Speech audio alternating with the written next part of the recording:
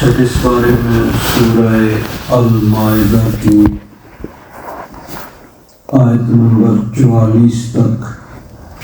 44 یہاں تک ہم نے گزشتہ درس میں ترجمہ کیا ہے۔ آگے آیت نمبر 45 اللہ تبارک و تعالیٰ نے ارشاد فرمایا وَكَتَبْنَا عَلَيْهِمْ، ہم نے ان پر فرض کیا۔ کتبہ یکتب کا معنی لکھنا، فرض کرنے کے معنی میں بھی آتا ہے، جیسے قرآن پاک میں ہے یا ایھا الذین آمنوا کتب علیکم الصیام، اے ایمان والو تم پر روزے لکھے گئے یعنی فرض کیے گئے۔ تو کتبہ یکتب لکھنا، یہ کسی چیز کے فرض کرنے کے معنی میں دیا گیا، یعنی لکھ دیا گیا، ضروری اور لازم قرار دیا گیا۔ تو کتبنا ہم نے لکھا، ہم نے ان پر واجب کیا، علیہم، ہم ضمیر کا مرجع ہے یہودی، کیونکہ ان کا ذکر پیچھے ہو رہا، تو ہم نے ان پر لکھا، ان پر واجب کیا، فیہا، ہا ضمیر کا مرجع تورات، فی التورات، تورات میں ان کو یہ حکم دیا، ان پر یہ واجب کیا، ان النفس بالنفس، کہ جان کے بدلے میں جان، یعنی اگر کوئی آدمی کسی کو قتل کرتا ہے بغیر کسی شرعی حکم کے، اور شرعی حکم جو ہوتا ہے وہ ظاہر بات ہے کہ اس کا فیصلہ گورنمنٹ کی طرف سے مقرر کردہ جو آدمی ہوتا ہے اس نے کرنا ہوتا ہے، اور اس پر عمل درآمد بھی گورنمنٹ نے کرنا ہوتا ہے، کوئی آدمی اپنے طور پر اٹھ کر یہ کام نہیں کر سکتا۔ تو اگر کوئی آدمی بغیر کسی شرعی حکم کے کسی کو قتل کرتا ہے تو اس کے بدلے میں اس کو قتل کیا جائے گا، اور یہ حکم تورات کے اندر موجود تھا اور اب بھی ہے، آج کے جو تورات موجود ہے اس میں بھی یہ لکھا ہوا ہے۔ اب اس میں بہت سی افراد و تفریق تھی آج کے دور میں، جس طرح اس چیز کو ختم کر دیا گیا ہے کہ ٹھیک ہے بھی سزائے موت نہیں ہونی چاہیے۔ ویسٹرن ورلڈ جو ہے مغربی دنیا میں تقریباً کہیں پر بھی سزائے موت نہیں ہوتی ہے، امریکہ کی کچھ ریاستوں میں ہے، باقی جگہ نہیں ہے کہ کسی آدمی کو سزائے موت نہیں دی جائے گی، عمر قید تو ہے لیکن سزائے موت نہیں۔ بہرحال یہ لوگوں کا اپنا ایک خیال ہے، اسلام نے جو بھی احکام بیان کیے ہیں وہ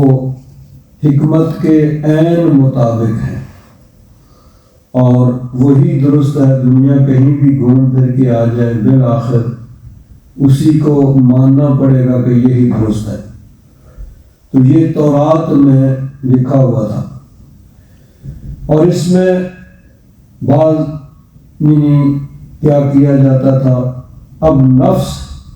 مرد ہو یا عورت ہو سب کو انسان کہا جاتا ہے، تو نفس کے بدلے میں بد نفس، یعنی کوئی آدمی کسی کو قتل کرے گا تو اس کے بدلے میں اس کو قتل کیا جائے گا، یہ شرعی حکم ہے۔ مرد عورت کو قتل کر دے اس کو قتل کیا جائے گا، عورت مرد کو قتل کر دے اس کو قتل کرنے والی عورت کو قتل کیا جائے گا۔ اسلامی ملک کے اندر جو غیر مسلم اسلامی ملک کے شہری کے طور پر رہتے ہیں، جن کو ذمہ کہا جاتا ہے، اگر کوئی مسلمان کسی اس آدمی کو جو اسلامی ملک کا غیر مسلم شہری ہے اس کو قتل کرے گا تو اس کے بدلے میں اس مسلمان کو قتل کیا جائے گا۔ تو یہ یعنی جان کے بدلے میں جان۔ بعض جگہ یہ ہوتا تھا کہ بعض لوگ، بعض قبیلے اپنے آپ کو دوسروں سے برتر سمجھتے تھے، تو وہ کہتے تھے کہ اگر ہمارا ایک آدمی قتل کیا جائے گا تو ہم تمہارے 2 قتل کریں گے۔ یعنی اسی طرح یہ مدینہ شریف میں جو یہودیوں کے 2 قبیلے رہتے تھے، ایک قبیلہ اپنے آپ کو دوسرے سے برتر سمجھتا تھا، اس لیے کہتا تھا کہ اگر کوئی تمہارا آدمی ہمارے ایک آدمی کو قتل کرے گا تو ہم اس کے بدلے میں 2 قتل کریں گے۔ تو یہ چیز یعنی درست نہیں ہے، اس میں افراط و تفریط نہیں ہے۔ جان کے بدلے میں جان، جو قتل کرے گا اسی کو قتل کیا جائے گا۔ اب اس کی وجہ سے کسی دوسرے اس کے قبیلے کے فرد کو، اس کے باپ کو، اس کے بھائی کو، اس کے بیٹے کو نہیں قتل کیا جائے گا۔ جس نے قتل کیا ہے اسی کو اس کے بدلے میں قتل کیا جائے گا۔ اب اس کی تفصیلات جو ہے وہ دوسرے سے بارے میں گزر چکی ہیں کہ شرعی اور قانونی حکم یہ ہے کہ جو آدمی بلا وجہ کسی کو قتل کرتا ہے، یعنی دشمنی لڑائی جھگڑے میں قتل کر دیتا ہے تو اس کے بدلے میں اس کو قتل کیا جائے گا۔ اب مقتول کے وارثوں کو اختیار ہوتا ہے، چاہے تو وہ اس کو معاف کر دے، تو اگر وہ اس کو معاف کر دیتے ہیں تو پھر اس کو قتل نہیں کیا جائے گا۔ اگر وہ اس کا دیت لیتے ہیں، خون بہا لیتے ہیں، کسی بھی بات پہ ان کا ایگریمنٹ ہو جاتا ہے کہ یہ دے دو، اتنے پیسے دے دو، چھوڑ دیتے ہیں، تو اگر وہ ایگریمنٹ ہو جاتا ہے تو وہ دے کے اس کی جان بخشی ہو جائے گی۔ یہ ساری تفصیلات گزر چکی ہیں۔ تو تورات کے اندر فرمایا کہ ہم نے ان کو یہ حکم دیا تھا کہ جان کے بدلے میں جان ہوگی، والعین بالعین، اگر کوئی کسی کی آنکھ پھوڑ دے گا تو اس کے بدلے میں اس کی آنکھ پھوڑی جائے گی، والانف بالانف، اگر کوئی کسی کی ناک توڑتا ہے تو اس کے بدلے میں اس کی ناک توڑی جائے گی، والاذن بالاذن، اگر کوئی آدمی کسی کے کان کو کاٹ دیتا ہے تو اس کے بدلے میں اس کا کان کاٹا جائے گا، والسن بالسن، اور دانت کے بدلے میں دانت، کسی نے کسی کا دانت توڑ دیا تو اس کا قصاص اسی طرح ہو، والجروح قصاص، اور جرح کا معنی زخم، جروح اس کی جمع، زخموں کا بھی اسی طرح بدلہ ہوگا۔ تو یہ حکم تورات کے اندر موجود تھا، اور اصول یہ ہے کہ تورات و انجیل جو پہلی کتابیں ہیں وہ قرآن پاک کے نزول کے بعد منسوخ ہو چکی ہیں، اب ان کے احکام پر عمل نہیں کیا جائے گا۔ وہ کتابیں حق ہیں، اللہ تبارک و تعالیٰ نے ان کو نازل کیا، تو اس اعتبار سے عقیدہ ان کے بارے میں ہمارا یہی ہے کہ وہ حق ہیں۔ لیکن نزول قرآن کے بعد قرآن پاک جب نازل ہونا شروع ہو گیا، نبی کریم صلی اللہ علیہ وسلم نے اعلان نبوت فرما دیا، تو اب حضور کا کلمہ پڑھ کے آدمی مسلمان ہو سکتا ہے، اور قرآن پاک کے مطابق ہی عمل کرنا ضروری ہے، پہلی کتابوں پر عمل نہیں کیا جائے گا۔ لیکن جو احکام پہلی کتابوں کے اللہ تبارک و تعالیٰ نے قرآن پاک میں بیان فرمائے یا نبی کریم صلی اللہ علیہ وسلم نے بیان فرمائے اور ان کو منسوخ نہیں کیا، تو پھر ہم بھی ان کے مطابق عمل کرنے کے پابند ہوں گے۔ تو یہ حکم تورات کے اندر تھا، اللہ تبارک و تعالیٰ نے اس کو قرآن پاک میں بیان فرمایا اور اس کی تردید نہیں فرمائی، اس کا نسخ نہیں بیان فرمایا، تو اس کا مطلب ہے کہ اسلام میں بھی یہ چیزیں لازم ہیں، اسی طرح جس طرح پہلی امتوں پہ لازم تھی۔ اب اللہ تعالیٰ نے اس کو بیان فرمایا اور اس کی تردید اور اس کی تنسیخ نہیں فرمائی، اس کو منسوخ نہیں کیا، تو اب اسلام میں بھی یہی حکم ہے کہ جو آدمی کسی کو بلا وجہ قتل کرے گا، یعنی دشمنی اور لڑائی جھگڑے کی وجہ سے بغیر کسی شرعی حکم کے، تو اس کے بدلے میں اس کو قتل کیا جائے گا، اور قاتل کو ہی مقتول کے بدلے میں قتل کیا جائے گا، اس کے کسی اور باپ بھائی بیٹے کو نہیں، کسی اور کو نہیں، ایک کے بدلے میں 2 کو نہیں، عورت کے بدلے میں مرد کو نہیں کہ عورت نے قتل کیا ہے تو جی اس کے بدلے میں ہم تمہارے قبیلے کا مرد قتل کریں گے، 2 قتل کریں گے، جیسا کہ زمانہ جاہلیت میں پایا جاتا تھا۔ اور دوسری چیز یہ ہے کہ یہ فیصلہ جو ہے وہ گورنمنٹ نے کرنا ہے، اور گورنمنٹ نے ہی، حکومت نے ہی اس پہ عمل درآمد کرنا ہے اپنے طور پر۔ کوئی آدمی جو ہے، اب ایک آدمی نے کسی کے باپ کو قتل کر دیا، تو اس کا کام یہ ہے کہ وہ حکومت کے پاس جا کر اس کو مقدمہ دائر کرے اور حکومت جو ہے اس کو پکڑ کر اس پر مقدمہ چلائے، اگر اس پہ قتل ثابت ہو جائے تو اس کو سزا دے۔ خود اپنے طور پر اٹھ کر اگر کوئی آدمی اس کو قاتل کو قتل کر دیتا ہے تو وہ تو جو اس کی تو سزا قانوناً قتل تھی، وہ تو چلا گیا دنیا سے، وہ معاملہ تو ہو گیا ختم۔ اب جس نے اس کو قتل کیا ہے اب اس پہ مقدمہ چلے گا، اور اس نے چونکہ اپنے طور پر ایک آدمی کو قتل کیا، اس کو قتل کیا جائے گا۔ تو یہ اگر چیز اس طرح اجازت دی جائے جس طرح دنیا میں ہوتا ہے تو پھر انارکی جس کا دی چاہے گا خود ہی فیصلہ کرے گا، وہ خود ہی جج ہوگا، خود ہی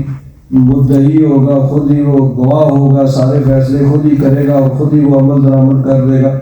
ایسا ممکن نہیں ہے، یہ کام جو ہے وہ گورنمنٹ کا۔ تو اللہ تبارک و تعالیٰ نے ان احکام کو قرآن پاک میں بیان فرمایا اور ان کو منسوخ نہیں کیا، تو اب یہ تورات کے احکام ہم پر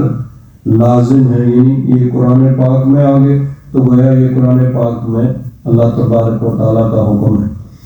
تو فرمایا کہ ہم نے یہودیوں پر واجب کیا تھا تورات کے اندر کہ جان کے بدلے میں جان، کسی کو قتل کرے گا تو اس کے بدلے میں اس کو قتل کیا جائے گا، جو کسی کی آنکھ پھوڑے گا اس کے بدلے میں اس کی آنکھ پھوڑی جائے گی، والانف بالانف، جو کسی کا ناک توڑے گا اس کے بدلے میں اس کی ناک توڑی جائے گی، والاذن بالاذن، جو کسی کا کان کاٹے گا اس کے بدلے میں اس کے کان کو کاٹا جائے گا، والسن بالسن، جو کسی کا دانت توڑے گا اس کے بدلے میں اس کا دانت توڑا جائے گا، والجروح قصاص، اور زخموں میں بھی اسی طرح بدلہ ہوگا۔ فمن تصدق به فهو کفارۃ لہ، پس جس نے کوئی صدقہ کیا تو وہ اس کے لیے کفارہ ہو جائے گا۔ اس کے دو معنی بیان کیے گئے، ایک تو یہ کہ کسی نے کسی کا نقصان کیا، اس کو زخم لگایا، اس کا کوئی عضو اس نے ضائع کیا، یا جس طرح کسی کو قتل کر دیا، اس کے ورثاء نے اس قاتل کو معاف کر دیا، تو یہ معاف کرنے والے کے لیے اس کے گناہوں کا کفارہ ہو جائے گا، اس کے گناہوں کی بخشش کا سبب بنے گا۔ کسی نے کسی کا ہاتھ کاٹ دیا، بدلے میں چاہے تو وہ حکومت سے اس کا ہاتھ کٹوا سکتا ہے، لیکن اس نے اس کو معاف کر دیا۔ کسی نے کسی کا کان کاٹ دیا تو وہ اس کے بدلے میں حکومت کے پاس جا کے اس کا کان کٹوا سکتا ہے، لیکن اس نے اس کو معاف کر دیا۔ کسی نے کسی کے عزیز کو، باپ کو، بھائی کے بیٹے کو قتل کر دیا تو وہ حکومت سے اس کو قتل کروا سکتا ہے، لیکن اس نے اس کو معاف کر دیا۔ تو یہ معاف کرنا اس معاف کرنے والے کے گناہوں کا سبب بنے گا۔ تو فمن تصدق به فهو کفارۃ لہ، تو جس نے صدقہ کیا وہ اس کا کفارہ ہو جائے گا، اس کے گناہوں کی بخشش کا سبب بنے گا۔ ہے تو بڑا مشکل کام کہ جب آدمی کے پاس اختیار بھی ہو تو پھر وہ معاف کرے، لیکن جب معاف کرے گا تو پھر اللہ تبارک و تعالیٰ اس کے بدلے میں اس کے گناہوں کو معاف کرے گا۔ ایک معنی اس کا یہ بھی بیان کیا کہ ایک آدمی نے جرم کیا اور جرم کرنے کے بعد خود اس نے اپنے آپ کو سزا کے لیے پیش کر دیا، تو اس کو بھی صدقہ فرمایا گیا کہ ایک آدمی نے جرم کیا۔ اب یہ بھی ہو سکتا ہے کہ کسی آدمی کو قتل کر دیا جائے اور کوئی پتہ نہ ہو کس نے قتل کیا، یہ بھی ہو سکتا ہے کہ اس طرح قتل کیا جائے کہ اس کا قاتل کا کوئی نہ پتہ چلے، یا کسی نے کسی کا اس طرح کا نقصان کیا اور خود اپنے آپ کو سزا کے لیے پیش کر دیا، تو یہ بھی اس کے گناہوں کا کفارہ ہو جائے گا۔ خود اپنے آپ کو جب وہ سزا کے لیے پیش کرے اور اس کو دنیا میں سزا ملی یا اس کو معاف کر دیا گیا، جو کچھ بھی ہے اس نے اپنے آپ کو پیش کر دیا، تو یہ اس کے گناہوں کا کفارہ ہوگا۔ تو یہ یاد رکھیں کہ ایک آدمی نے جرم کیا ہے، دنیا میں اس کے جرم کی اس کو سزا بھی مل گئی،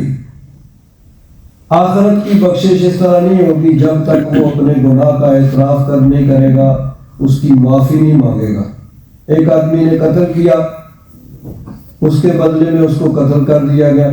یعنی حکومت کے پاس مقدمہ دائر کیا گیا، قتل ثابت ہو گیا، اس کے بدلے میں اس کو قتل کر دیا گیا۔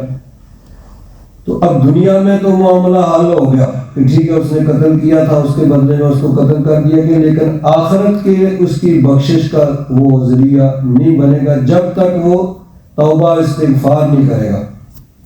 ہاں اگر اس نے اپنے گناہ کا اعتراف کیا اور توبہ استغفار کی،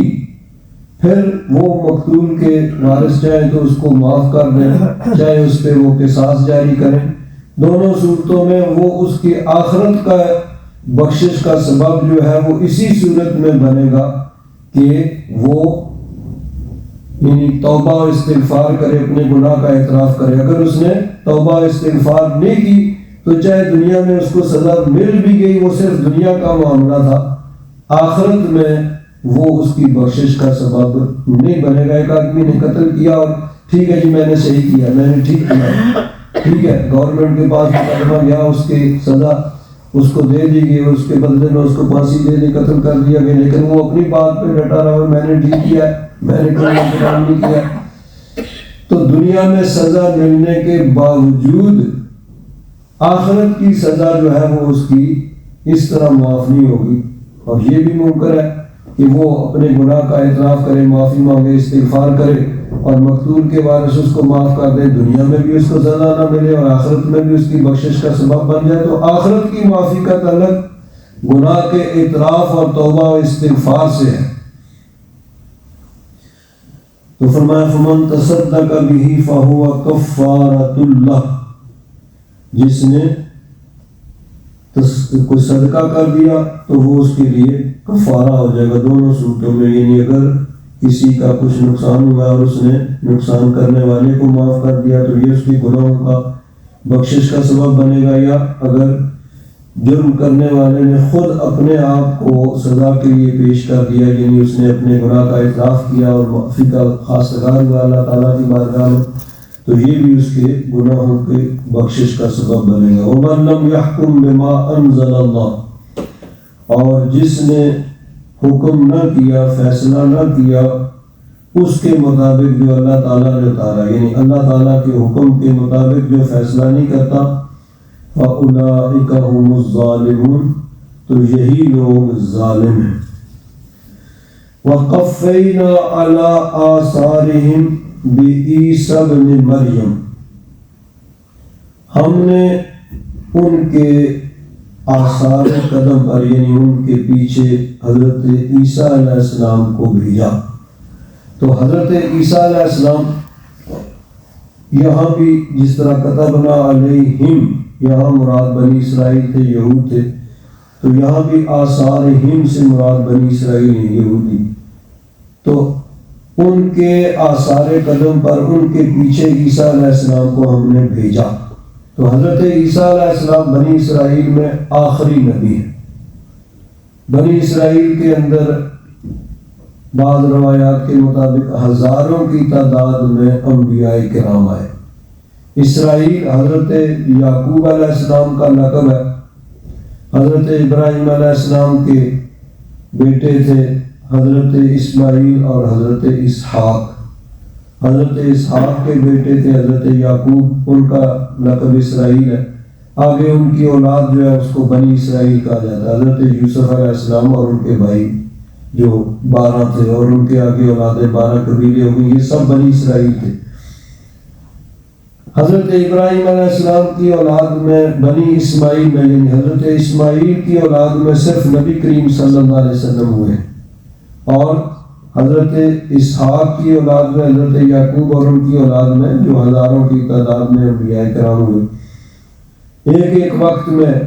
کئی نبی ہوتے تھے، حضرت موسیٰ علیہ السلام اور حضرت ہارون علیہ السلام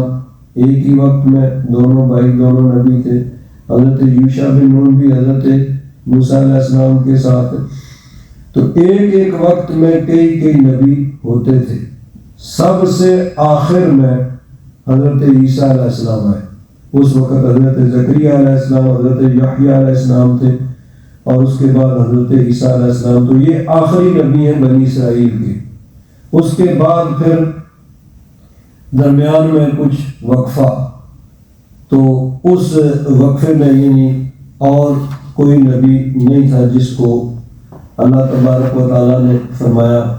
فترت، یہ فترت کا زمانہ تھا حضرت عیسیٰ علیہ السلام سے لے کر نبی کریم صلی اللہ علیہ وسلم تک 500 سال سے زیادہ عرصہ جو ہے اور کوئی نبی نہیں تھا۔ تو حضرت عیسیٰ علیہ السلام بنی اسرائیل کے انبیاء میں آخری نبی ہیں، آخری۔ تو اللہ تعالیٰ فرماتا ہے ان انبیاء کرام کے بعد ہم نے عیسیٰ بن مریم کو بھیجا، مصدقا لما بین یدیہ من التوراۃ، وہ تصدیق کرنے والے تھے اس کی جو ان سے پہلے تورات تھی، یعنی تورات اس وقت موجود تھی بنی اسرائیل کے پاس اور وہ اس کے مطابق عمل کرتے تھے۔ تو حضرت عیسیٰ علیہ السلام اس کی تصدیق کرتے تھے، اور انجیل عطا کیے جانے سے پہلے آپ بھی تورات کے مطابق عمل کرتے تھے اور تورات کے مطابق ہی آپ فیصلے کرتے تھے۔ پھر اللہ تبارک و تعالیٰ نے آپ کو کتاب عطا فرمائی، وَآتَيْنَاهُ الْإِنْجِيلَ، ہم نے عیسیٰ علیہ السلام کو انجیل عطا کی۔ تو انجیل نے تورات کے بعض احکام کو منسوخ کیا، کچھ احکام جو ہے وہ برقرار رہے اور بعض احکام کو منسوخ کر دیا۔ قرآن پاک نے پہلی کتابوں کو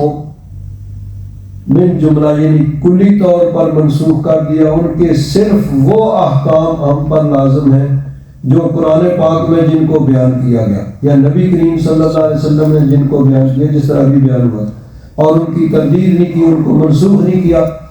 تو اب وہ کیونکہ قرآن و حدیث میں آ گئے ہیں اس لیے وہ ہم پر لازم ہے۔ حقائق کے طور پر یہ کہا گیا کہ ہم نے یہ چیزیں ان پر بھی لازم کی تھیں، ان پر بھی لازم تھی،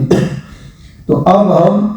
ان پر اس لیے نہیں عمل کریں گے کہ وہ تورات کے احکام ہیں، بلکہ اس لیے عمل کریں گے کہ اللہ تعالیٰ نے قرآن پاک میں اس کا حکم دیا یا نبی کریم صلی اللہ علیہ وسلم نے اپنے ارشاد میں ان کا حکم دیا،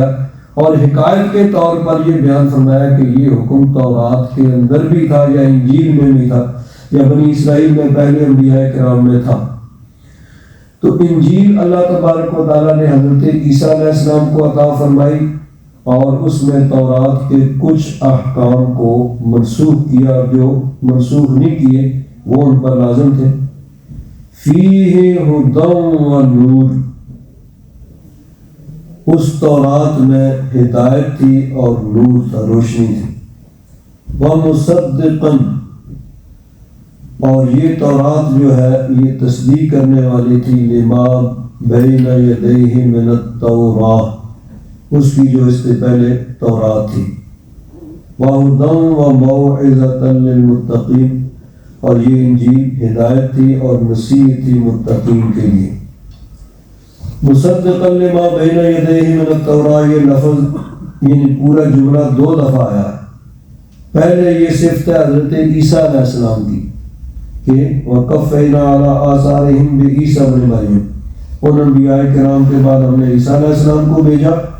وہ مصدقا لما بین یدیہ من التوراۃ، وہ اپنے سے پہلے جو تورات تھی اس کی تصدیق کرنے والے تھے۔ پھر آگے فرمایا وَآتَيْنَاهُ الْإِنْجِيلَ فِيهِ هُدًى وَنُورٌ، ہم نے انہیں عیسیٰ علیہ السلام کو انجیل عطا فرمائی جس میں ہدایت اور نور ہے۔ پھر آگے فرمایا وَمُصَدِّقًا لِمَا بَيْنَ يَدَيْهِ مِنَ التَّوْرَاۃ،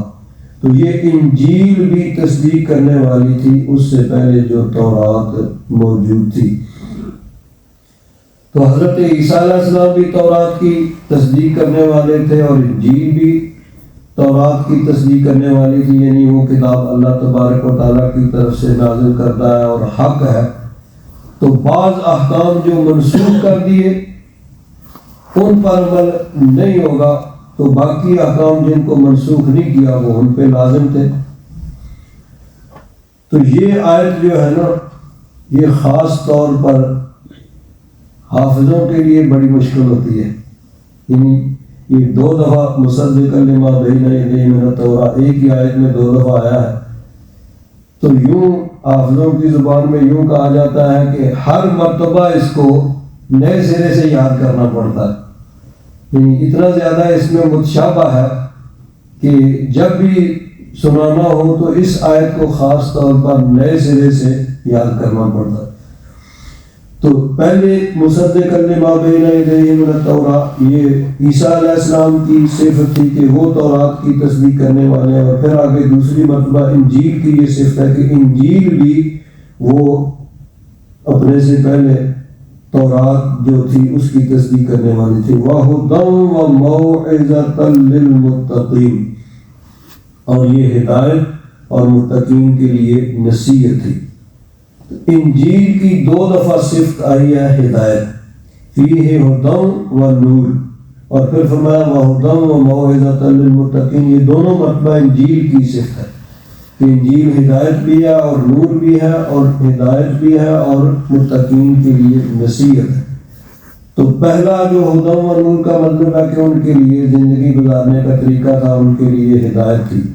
اور دوسرے سے مراد یہ ہے کہ یہ نبی کریم صلی اللہ علیہ وسلم کی بشارت اس کے اندر موجود ہے، اور نبی کریم صلی اللہ علیہ وسلم پر عمل کرنے کا حکم اس میں دیا گیا کہ جب نبی کریم صلی اللہ علیہ وسلم تشریف لائیں تو انجیل کے ماننے والے یعنی تمام عیسائیوں پر لازم ہے کہ اس وقت پھر وہ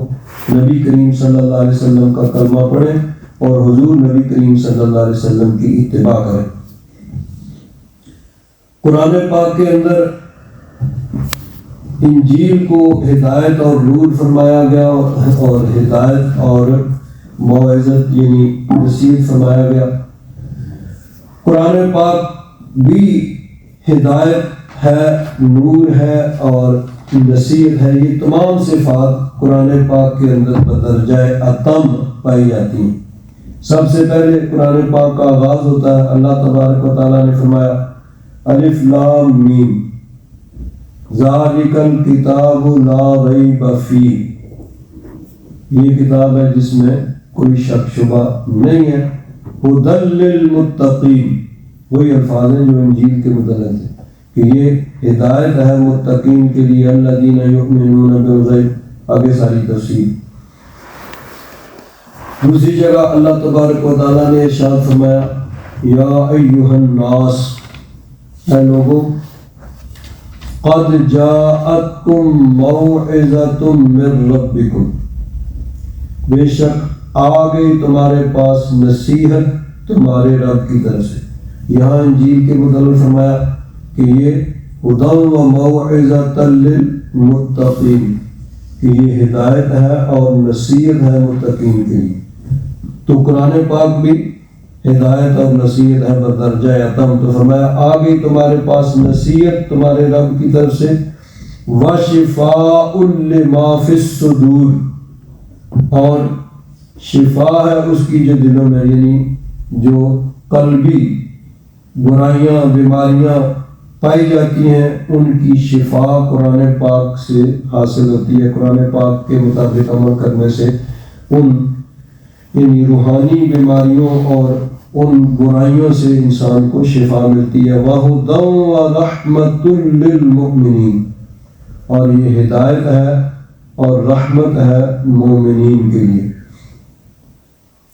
ایک جگہ اللہ تبارک و تعالیٰ نے قرآن پاک کے متعلق ارشاد فرمایا، اسی 6 پارے میں اس سے پہلے گزر چکا ہے، یا اہل الکتاب، اے اہل کتاب، قد جاءکم رسولنا، بے شک آ گیا تمہارے پاس ہمارا رسول، یبین لکم کثیرا مما کنتم تخفون من الکتاب، تمہارے لیے بہت سی وہ چیزیں بیان فرماتا ہے جن کو تم کتاب میں سے چھپاتے تھے، ویعفو عن کثیر، اور بہت سی باتوں معاف فرمانے یعنی صرف نظر فرماتا ہے۔ قد جاءکم من اللہ نور وکتاب مبین، بے شک آ گیا تمہارے پاس اللہ تبارک و تعالیٰ کی طرف سے نور اور روشن کتاب، یہدی بہ اللہ، اللہ تبارک و تعالیٰ ہدایت دیتا ہے اس کے ذریعے سے، یعنی رسول اور کتاب کے ذریعے سے، من اتبع رضوانہ، جو اس کی رضا کی اتباع کرتا ہے، جو اس کی خوشنودی چاہتا ہے، سبل السلام، سلامتی کے رستوں کی طرف اس کی ہدایت فرماتا ہے، وَيُخْرِجُهُم مِّنَ الظُّلُمَاتِ إِلَى النُّورِ، اور اللہ تبارک و تعالیٰ اسے ظلمات اندھیروں سے روشنی کی طرف، کفر کے اندھیروں سے ایمان کی روشنی کی طرف نکالتا ہے بِإِذْنِهِ، اپنے حکم سے۔ وَيَهْدِيهِمْ إِلَى صِرَاطٍ مُسْتَقِيمٍ، اور اللہ تبارک و تعالیٰ انہیں ہدایت دیتا ہے سیدھے رستے کی۔ تو قرآن پاک کو بھی اللہ تبارک و تعالیٰ نے ہدایت، نور اور نصیحت، یہ ساری چیزیں ارشاد فرمایا۔ یہ ارشاد فرمایا سورہ بنی اسرائیل یا سورہ اسراء 15 پارہ، اللہ تبارک و تعالیٰ نے ارشاد فرمایا وَنُنَزِّلُ مِنَ الْقُرْآنِ، اور ہم نے اتارا قرآن پاک مَا هُوَ شِفَاءٌ وَرَحْمَةٌ لِّلْمُؤْمِنِينَ، جو شفا ہے اور رحمت ہے مومنوں کے لیے۔ یعنی یہ قرآن پاک شفا بھی ہے اور رحمت بھی ہے، لیکن ہے کن کے لیے؟ مومنوں کے لیے۔ وَلَا يَزِيدُ الظَّالِمِينَ إِلَّا خَسَارًا، اور ظالموں کو زیادہ نہیں کرتا مگر خسارہ۔ تو اب قرآن پاک کے شفا اور رحمت ہونے میں تو کوئی شک نہیں ہے، لیکن یہ شفا اور یہ رحمت ملتی کس کو ہے؟ کہ جو حاصل کرنا چاہے۔ جس طرح ابھی شروع پہلی آیت ہم نے یہ قرآن پاک کی پہلی آیت کہا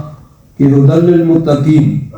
ذالک الکتاب لا ریب فیہ ھدی للمتقین، کہ یہ کتاب اس میں کوئی شک نہیں ہے اور یہ ہدایت ہے متقین کے لیے، الذین یؤمنون بالغیب، جو غیب پر ایمان لاتے ہیں، ویقیمون الصلاۃ ومما رزقناہم ينفقون۔ آگے تو اب قرآن پاک ہدایت سب کے لیے ہے، لیکن یہ ہدایت ملتی کس کو ہے؟ جس کے دل میں خواہش ہوتی ہے ہدایت کو حاصل کرنے کی۔ تو جو خود ہی اپنے دروازے کو بند کر لیتا ہے کہ ہمیں ہدایت کی ضرورت نہیں ہے، اس کو پھر قرآن پاک سے ہدایت نہیں ملتی، اسی کو ملتی ہے جو اس کے دل میں ہدایت حاصل کرنے کی خواہش ہوتی ہے۔ تو جو پڑھے اس نیت سے، بہت سے ایسے لوگ ہیں جنہوں نے یعنی قرآن پاک کے علوم کو حاصل کیا اور اس میں بڑی مہارت حاصل کی، اتنی مہارت حاصل کی کہ بڑے بڑے یعنی مسلمان ماہرین علماء بھی ان کے سامنے گفتگو نہیں کر سکتے تھے۔ مستشرقین جن کو کہا جاتا ہے، ایسے غیر مسلم جنہوں نے قرآن و حدیث کے علوم کو حاصل کیا، دسترس حاصل کی، تو اتنے بڑے عالم بن گئے، لیکن نیت، ارادہ ہدایت حاصل کرنے کا نہیں تھا۔ صرف اس نیت سے انہوں نے پڑھا کہ ہم دیکھیں کہاں اعتراض ہو سکتا ہے، کہاں پہ ہم جو ہے لوگوں کو گمراہ کرنے کے لیے اعتراض کر سکتے ہیں۔ تو ان کو ہدایت نہیں ملی، ہدایت اسی کو ملے گی جس کے دل میں ہدایت حاصل کرنے کی خواہش ہوگی۔ حضرت پیر کامل شاہ صاحب رحمۃ اللہ تعالیٰ علیہ ایک مقام پہ فرماتے ہیں کہ ہدایت ایسی بے قدری چیز نہیں ہے کہ جو حاصل نہ کرنا چاہتا ہو تو زبردستی اس کو ٹھونس دی جائے، نہیں، ہدایت بڑی قدر و قیمت والی چیز ہے، اللہ تبارک و تعالیٰ کے ہاں اس کی بڑی قدر و قیمت ہے، اور یہ صرف اس کو ملتی ہے جس کے دل میں ہدایت حاصل کرنے کی خواہش ہوتی ہے۔ تو جس نے پہلے سے ہی ایک نظریہ قائم کر رکھا ہو کہ میں نے یہ نہیں ماننا ہے، تو پھر اس کو یہ ہدایت نہیں ملتی۔ اس کے متعلق فرمایا وَلَا يَزِيدُ الظَّالِمِينَ إِلَّا خَسَارًا، کہ ظالموں کے تو صرف خسارے میں ہی اضافہ ہوتا ہے۔ کیوں؟ مسلمان جتنی آیتیں پڑھتے ہیں، ہدایت کی تڑپ ہوتی ہے، اتنی ان کو نور ملتا ہے، ان کو ہدایت ملتی ہے، شفا ملتی ہے، رحمت ملتی ہے، اور ظالم اور کافر جو ہیں وہ بھی آیتیں پڑھتے ہیں لیکن ہدایت کی خواہش نہیں ہوتی ہے، بلکہ مقصد یہ ہوتا ہے کہ ہمیں کوئی اعتراض کا موقع ملے، تو پھر ان کے خسران میں، نقصان میں اضافہ ہوتا ہے۔ اسی لیے دیکھیے قرآن پاک میں اللہ تبارک و تعالیٰ نے ایک جگہ ارشاد فرمایا وَإِذَا مَا أُنزِلَتْ سُورَةٌ، جب کوئی سورت نازل ہوتی ہے۔ مدینہ منورہ میں بعض لوگ ایسے بھی تھے جو منافقین تھے، یعنی وہ اوپر اوپر سے کلمہ پڑھتے تھے، اندر سے وہ مسلمان نہیں تھے۔ ان کی بھی اب دو قسمیں تھیں۔ کچھ لوگ ایسے تھے جو تذبذب کا شکار تھے، کوئی فیصلہ نہیں کر سکتے تھے، کبھی سوچتے کہ اسلام سچا دین ہے، کبھی کہتے نہیں سچا دین ہے، تذبذب کا شکار ہے۔ جنگ بدر میں 313 مسلمانوں نے جو نہتے تھے، خالی ہاتھ تھے، 1000 کا لشکر جو مسلح تھا 3 گنا سے زیادہ، ان کو شکست دے دی، 70 مارے گئے، 70 گرفتار ہو گئے۔ انہوں نے سوچا بھائی سچا دین ہے، اتنے تھوڑے لوگ جو نہتے ہیں اتنے بڑے لشکر کو، 3 گنا زیادہ لشکر مسلح جو تھا ان کو انہیں شکست دے دی، تو سوچا یہ سچا دین ہے۔ غزوہ احد میں مسلمانوں کا نقصان ہوا، 70 مسلمان شہید ہو گئے، تو سوچنے لگے اگر یہ سچے ہوتے تو شکست کیوں کھاتے، ان کو کیوں نقصان ہوتا، اتنے لوگ کیوں مارے جاتے۔ تو وہ لوگ تذبذب کا شکار تھے، کوئی فیصلہ نہیں کر پا رہے تھے۔ اور کچھ لوگ جو اندر سے کافر تھے، صرف ظاہری طور پر دنیاوی فوائد حاصل کرنے کے لیے انہوں نے اسلام کا لبادہ اوڑھا ہوا تھا، اور ان کا جو سردار تھا جس کو عبداللہ بن ابی کہا جاتا تھا، مدینہ منورہ میں وہ رہتا تھا، تو ایسے لوگ وہ حضور کی بارگاہ میں آتے بیٹھے ہوتے تھے، تو اللہ تبارک و تعالیٰ ان کے متعلق فرماتا ہے وَإِذَا مَا أُنزِلَتْ سُورَةٌ، جب کوئی سورت اتاری جاتی ہے، فَمِنْهُمْ مَن يَقُولُ، تو ان میں سے کوئی کہتا ہے أَيُّكُمْ زَادَتْهُ هَٰذِهِ ایمانا، کہ اس سورت نے تم میں سے کس کے ایمان میں اضافہ کیا۔ یعنی وہ آپس میں جو اپنی کیٹیگری کے لوگ ہوتے تھے، اپنی پارٹی کے لوگ ہوتے تھے، وہاں بیٹھے ہوئے تو اشارے کنائے میں آنکھوں کے اشارے میں کرتے تھے، باہر جا کے ایک دوسرے سے کہتے تھے بھئی یہ سورت نازل ہوئی ہے تو کس کے ایمان میں اضافہ ہوا ہے۔ یعنی وہ منافقین جو حضور کی بارگاہ میں آ کر بیٹھ جاتے تھے، جب کوئی سورت نازل ہوتی تو استہزاء کے طور پر، تمسخر کے طور پر، مذاق کے طور پر وہ ایک دوسرے سے اشارے کرتے اور باہر جا کے کہتے بھئی کس کے ایمان میں اضافہ ہوا اس سے۔ اللہ تبارک و تعالیٰ ارشاد فرماتا ہے فَأَمَّا الَّذِينَ آمَنُوا فَزَادَتْهُمْ إِيمَانًا وَهُمْ يَسْتَبْشِرُونَ، کہ جو ایمان والے ہیں ان کا تو ایمان بھی بڑھ گیا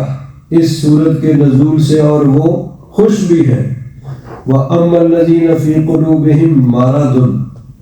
اور جن کے دلوں میں مرض ہے،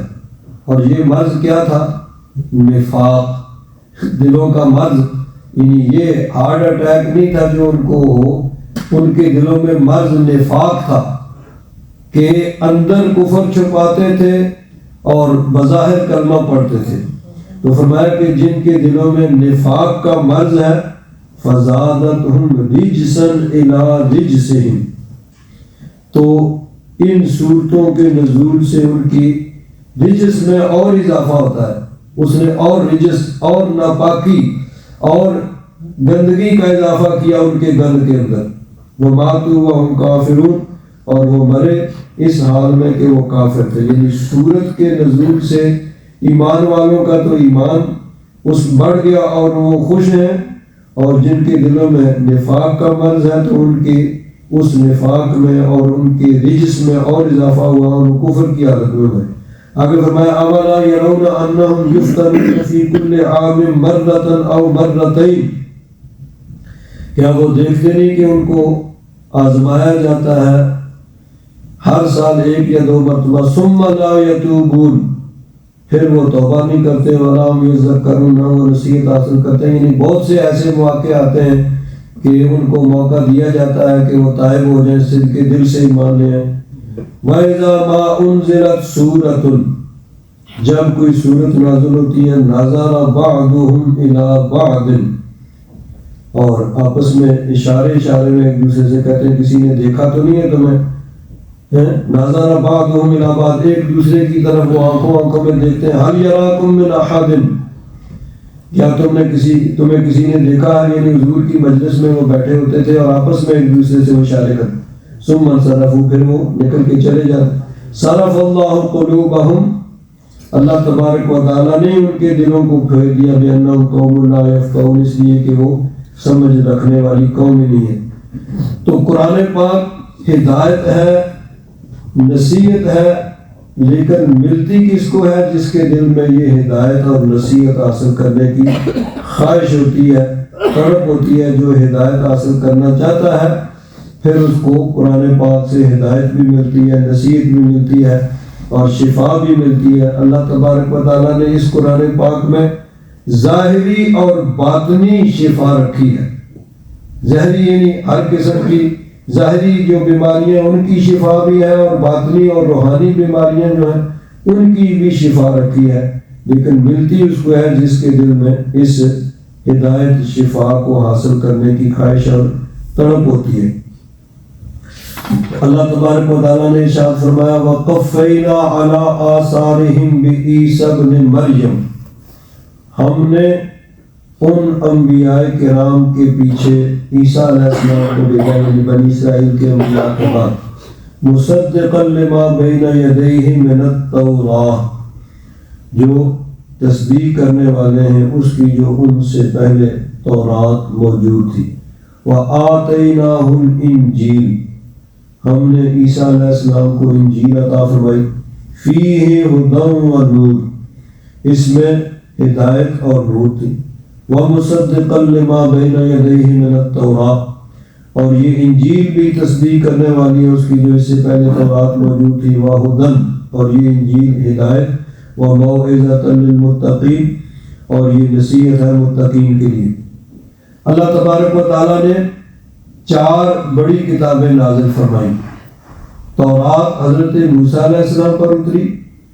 انجیل حضرت عیسیٰ علیہ السلام پر اتری، اور زبور حضرت داؤد علیہ السلام پر اتری۔ حضرت داؤد علیہ السلام پر زبور اتری۔ حضرت سلیمان علیہ السلام حضرت داؤد کے بیٹے تھے، ان کے بعد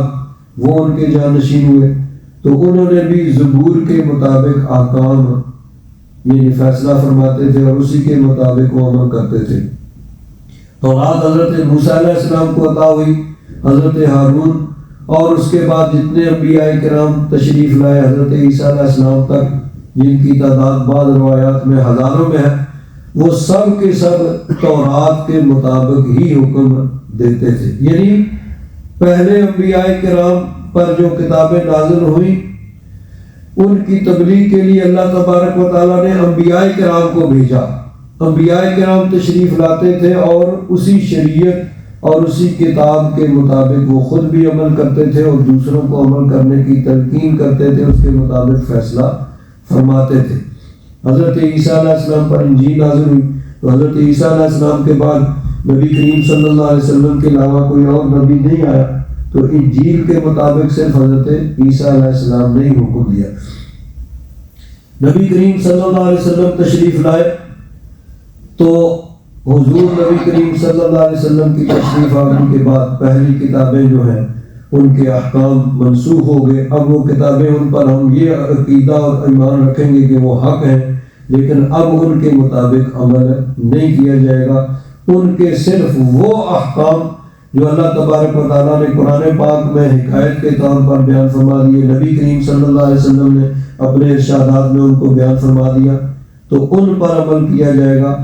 اس لیے کہ اللہ تعالیٰ نے ان کو بیان فرمایا اور نبی کریم صلی اللہ علیہ وسلم نے ان کو بیان فرمایا، اور یہ حکایت ہے کہ وہ یعنی انجیل تورات کے اندر موجود ہے، تو اس لیے ان پر عمل نہیں ہوگا کہ تورات اور انجیل کے احکام ہے، بلکہ ان کو قرآن و حدیث میں بیان کیا گیا اور ان کو منسوخ نہیں کیا گیا۔ آگے فرمایا وَلْيَحْكُمْ أَهْلُ الْإِنْجِيلِ بِمَا أَنزَلَ اللَّهُ فِيهِ، اور اہل انجیل یعنی عیسائیوں کو چاہیے کہ وہ فیصلہ کریں اس کے مطابق جو اللہ تعالیٰ نے اس میں اتارا ہے۔ اب یہ بات قابل غور ہے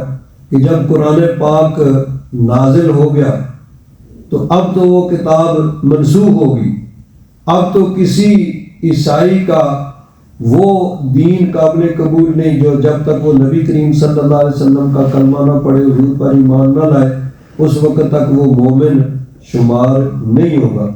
تو اس کا مطلب یہ ہے کہ انجیل کے اندر جو ان کو حکم دیا گیا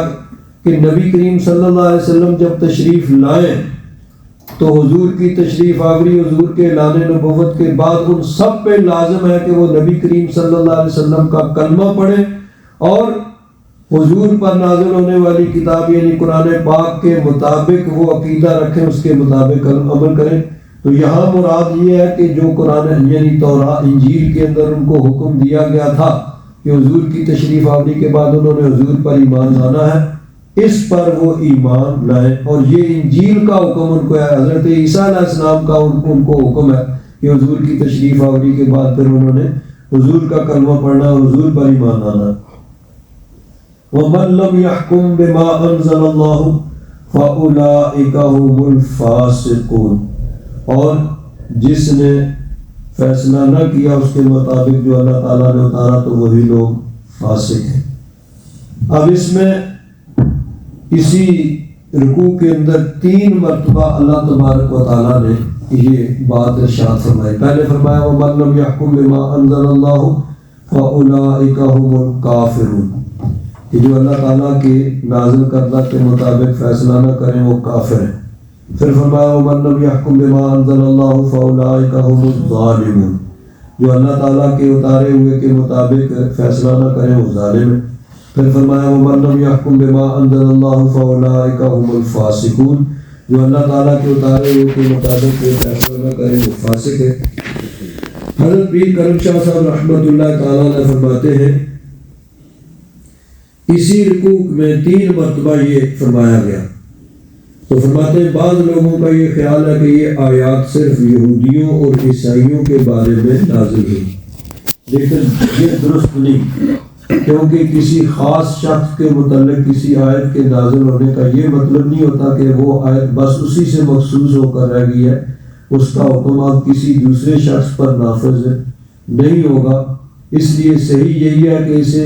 یہود کے ساتھ مخصوص نہ کیا جائے بلکہ اس کا مفہوم عام رکھا جائے۔ تو یہی ہے کہ قرآن پاک کا نزول جو ہے وہ تو کسی خاص موقع پہ ہوا، لیکن اس آیت کا حکم عام ہوتا ہے، وہ سب کے لیے ہوتا ہے۔ تو آگے فرماتے ہیں اسی لیے یعنی مسلمانوں کا یہ فیصلہ ہے وَمَن لَّمْ يَحْكُم بِمَا أَنزَلَ اللَّهُ مُسْتَهِينًا بِهِ مُنكِرًا لَهُ، یعنی جو شخص اللہ تعالیٰ کے حکم کی توہین کرتے ہوئے اس کو حقیر سمجھتے ہوئے اس کے مطابق فیصلہ نہ کرے گا تو وہ کافر ہوگا۔ اب دیکھیے دنیا میں بلکہ اسلامی ممالک میں بھی بہت سے ایسے احکام ہیں جو قرآن و حدیث سے متصادم ہے، قرآن و حدیث کے مطابق نہیں ہے، تو جو لوگ وہاں فیصلے پر مقرر ہیں وہ اس کے مطابق فیصلہ کرتے ہیں، قرآن و حدیث کے مطابق فیصلہ نہیں کرتے۔ تو اگر تو کوئی آدمی قرآن و حدیث یعنی شریعت کے احکام کو حقیر سمجھتا ہے تو پھر تو اس کے کافر ہونے میں کوئی شک نہیں ہے، لیکن اگر اس کو حق سمجھتا ہے لیکن وہ مجبوری سمجھتا ہے کہ ہماری مجبوری ہے کہ ہم اس کے پابند ہیں اس کے مطابق فیصلہ کرنے کے، تو پھر بھی وہ گناہگار ہوگا لیکن کافر نہیں ہوگا۔ کافر اس وقت ہوگا جب شریعت کے احکام کو کوئی آدمی حقیر سمجھے گا۔ تو اسی چیز کو اس پر بھی اپلائی کیجئے کہ مثلا کسی آدمی کو نصیحت کی جاتی ہے کسی اچھے کام کی، تو وہ اگر تو اپنی کوتاہی کا اعتراف کرے، ہاں بھائی ٹھیک ہے لیکن یہ کوتاہی ہے اور وہ شریعت کی خلاف ورزی کر رہا ہے، تو پھر تو وہ صرف گناہگار ہوگا کیونکہ شریعت کے اللہ رسول کے احکام کی خلاف ورزی کر رہا ہے۔ اور اگر وہ آگے سے یعنی شریعت کے احکام کو حقیر سمجھے، ان کی تحقیر کرے، ان کی تذلیل کرے، ان کی توہین کرے، تو پھر یہ کفر ہوگا، اور پھر ایسے آدمی کی یعنی ہدایت کی امید بہت کم رہ جاتی ہے۔ جیسے ایک آدمی نماز نہیں پڑھتا، کوئی اس کو نصیحت کرتا بھائی نماز پڑھا کرو، تو کم از کم درجہ یہ ہے کہ اس کو چاہیے کہ وہ یہ کہے کہ ٹھیک ہے ہاں یہ میری کوتاہی ہے، یہ میری غلطی ہے، میں نماز میں سستی کرتا ہوں، پڑھنی چاہیے، میں کوشش کروں گا۔ اور اگر وہ آگے سے کہے کہ میں جانتا ہوں نمازیوں کو ہے نا، جیسے عام طور پر کہا جاتا ہے یہ جو پہلی صف میں بیٹھے ہوتے ہیں نا نمازی داڑھیوں والے، ہم جانتے ہیں ان کو، تو ایسی بات کرنا یہ گویا شرعی احکام کی توہین ہے۔ اب دیکھیں کوئی داڑھی والا ہے، کوئی ٹوپی والا ہے، کوئی پگڑی والا ہے، اگر وہ کوئی غلط کام کرتا ہے تو اس کا ذاتی فعل ہے، اس میں داڑھی کا قصور نہیں ہے، اس میں ٹوپی کا قصور نہیں ہے، یعنی اس میں کسی لباس کا قصور نہیں ہے، اس میں قصور اس آدمی کا ذاتی ہے، وہ گناہگار ہوگا اگر کوئی غلط کام کر رہا ہے۔ تو اگر اس وجہ سے کوئی آدمی داڑھی کی توہین کرتا ہے، اسلامی شعائر کی توہین کرتا ہے، نماز کی توہین کرتا ہے، تو پھر ایسے آدمی کی یعنی ہدایت کی امید جو ہے وہ بہت کم رہ جاتی ہے۔ تو ایک ہوتا ہے شریعت کے احکام کی خلاف ورزی کرنا، اور ایک ہے ہٹ درمی۔ اگر کسی کو مثلا بعض اوقات عورتیں ہوتی ہیں بے پردہ پھرتی ہیں، کوئی ان کو کہے بھائی پردہ کیا کرو، تو کم از کم جو درجہ یہی چاہے کہ ٹھیک ہے بھائی ہماری غلطی ہے، ہماری کوتاہی ہے، کرنا چاہیے، ہمارا یہ قصور ہے، ہمیں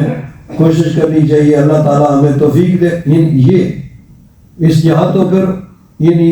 امید ہے کہ ان کو ہدایت مل جائے کسی وقت۔ لیکن اگر آگے سے وہ کہیں کہ ہم نے دیکھا ہوا ہے یہ جو برقع پہن کے پھرتی ہیں